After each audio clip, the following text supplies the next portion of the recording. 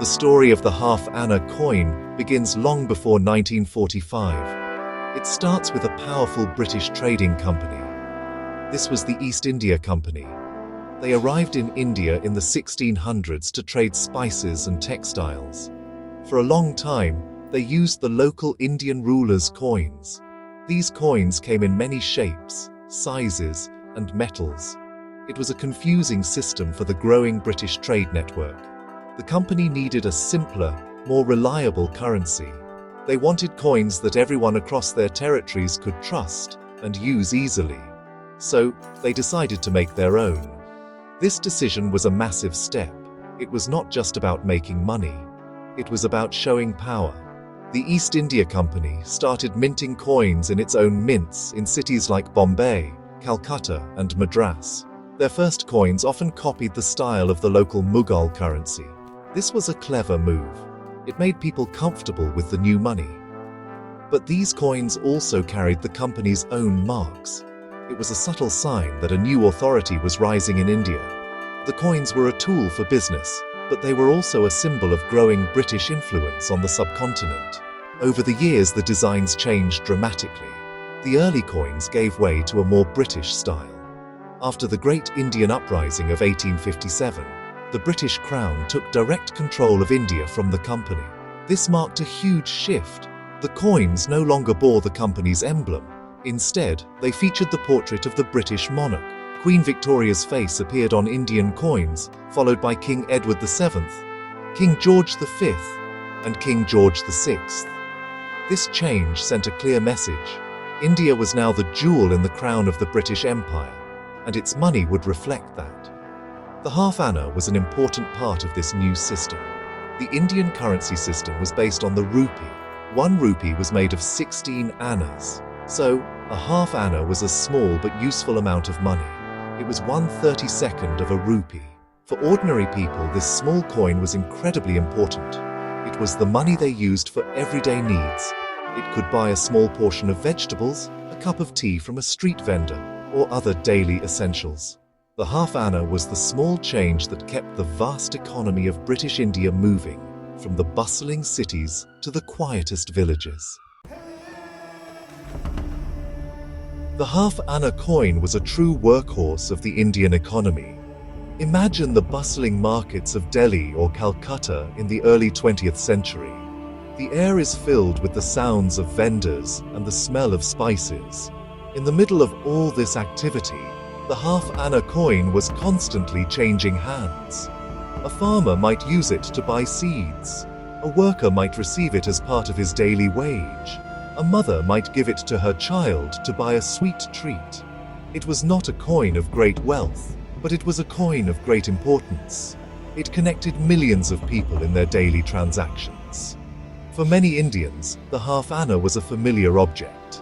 They felt its weight and saw its design every single day. The coin became a part of their lives. It represented a day's hard work or a simple pleasure. Children would play with these coins, and families would save them in small clay pots. The coin's design, featuring the powerful bust of a distant British king, was a constant reminder of the empire that ruled them. Yet, in their hands, it was simply money. It was a tool to feed their families and navigate their world. The story of the half-anna is the story of ordinary people making their way through life. The design of the half-anna evolved, but its purpose remained the same. Early versions under Queen Victoria were large and made of copper. They felt heavy and substantial in the hand. As time went on, the coins changed. During the reign of King George VI, there were experiments with different metals due to wartime shortages. Some half-anna coins were made with a hole in the middle. This was partly to save metal. It also made them easy to distinguish from other coins by touch alone, which was useful in dimly lit shops or for people who could not see well. These design changes tell a story of their own. They reflect the changing economic conditions of the British Empire. The shift from pure copper to other alloys, or the introduction of the holed design, points to periods of stress, like the World Wars. For the people using them, a new coin design was a noticeable event. It was something to talk about in the marketplace. The coins were not just static pieces of metal. They were dynamic objects that chronicled the economic and political history of the era. one small transaction at a time. The half anna was a silent witness to history. The year 1945 was a pivotal moment in world history. World War II was coming to an end. The British Empire was under immense strain. This global conflict had a direct impact on everything, including the coins jingling in people's pockets in India. The half anna coin, minted in 1945, is a perfect example of this. It is a fascinating artifact born from a time of crisis and change. Unlike its earlier copper predecessors, the 1945 half anna was made of a different material. It was struck in a bronze alloy, specifically copper-nickel, which was a change driven by necessity. The war effort demanded vast amounts of metal. Copper was a critical strategic material needed for wiring, shell casings, and other military equipment. As a result, there was less available for minting coins. The British Indian government had to find alternatives. This led to the creation of the 1945 half anna made from a copper-nickel blend. This coin was slightly different in color and feel from the older copper ones. It was a tangible sign of the global conflict. The war was not just something happening in Europe. Its effects were felt right there in the Indian marketplace, in the very metal of the money people used. A striking feature of the 1945 half anna is its design. On one side, it features the crowned head of King George VI, the last British Emperor of India. His title, George VI King Emperor, is inscribed around the portrait. The other side is perhaps more interesting.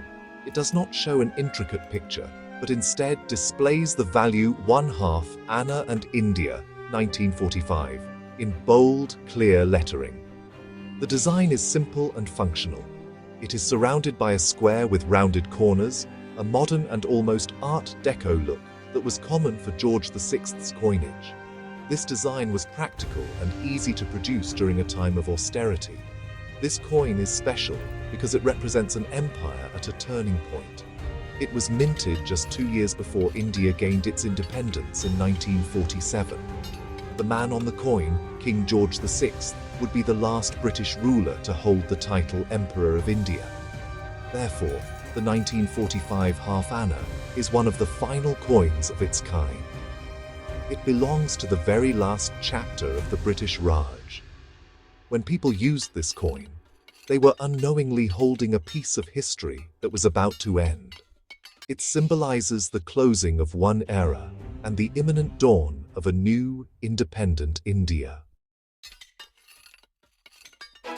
Today, the 1945 half anna coin is no longer used as money. The anna system was replaced by a decimal system in India in 1957. Yet these old coins have found a new life. They are now prized by collectors and historians around the world. For a coin collector, the 1945 half anna is a fascinating piece. It is not incredibly rare, which means it is accessible to new collectors. You don't need to be a millionaire to own one. This accessibility is part of its charm.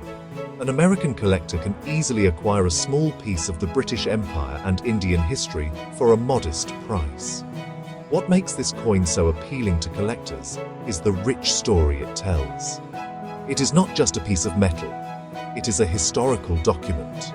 It speaks of the final days of World War II and the economic pressures the conflict created. It shows the face of the last King Emperor of India. It represents the end of nearly 2 centuries of British rule. Each scratch and mark on a well-used coin tells a silent story of the countless hands it passed through.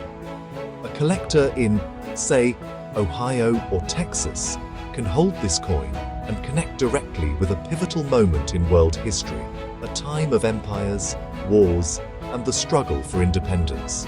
The value of a 1945 half anna coin today depends heavily on its condition. A heavily worn coin, darkened with age, might be worth only a few dollars. It is valuable more for its historical connection than its monetary worth. However, a coin in pristine, uncirculated condition can be worth much more. These are coins that were saved from the very beginning and never used in the marketplace. They retain their original mint luster and sharp details. Collectors are willing to pay a premium for such perfect specimens, as they show exactly how the coin looked the day it left the mint in 1945. Ultimately, the significance of the 1945 half anna goes beyond its monetary value. It is a tangible link to the past. It represents the complex relationship between Britain and India. It reminds us of a time when the world was a very different place. For India, it is a relic from the final moments before freedom. For the world, it is a memento of the end of the colonial era. This small, humble piece of bronze alloy, born out of wartime necessity, continues to fascinate and educate us. It proves that sometimes the most powerful stories are held within the smallest of objects.